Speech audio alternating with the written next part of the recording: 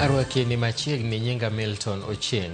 En gimo yangore gi sani ni Vincent Ayomo, rawera machiegni 24 manowito ngimane e kinde tulo e romo mar siasa mar Linda Mwananchi e gwenge ma Kitengela e kaunti ma Kajiado e giko juma mokalo, ne ochiel kod magina e wang'e ma koracham, kaluore gi lipot mar bero mar ringre. Magina nowuok e wiye gi chien kendo ketho buongo mare marach, ka anyuola mare koro dwaro ratiro kod chudo kaachiel kod kony mar omenda e konyo chenro mar iko mare.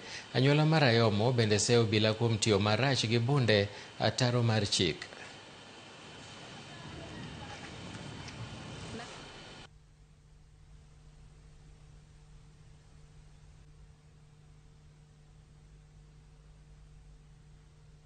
Ndio Vincent na amefanyiwa postmortem, tumepata alipigwa risasi, which is not fair kwa sababu hapo kwa hiyo rally alikuwa anatoka job akienda home.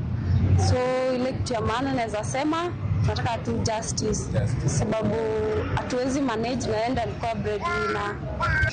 His brain was severely damaged, his scalp also got occasional damage, and his spinal cord also received severe injuries due to the impact of this gunshot wound.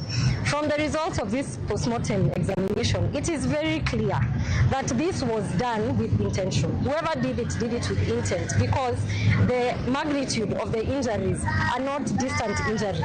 These are injuries that were occasioned because whoever shot him was next to him or not too far away from him.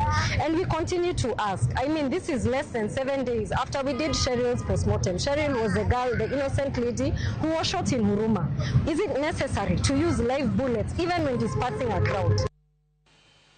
Okil Charles Kanjama oyier kaka jakom manyien mar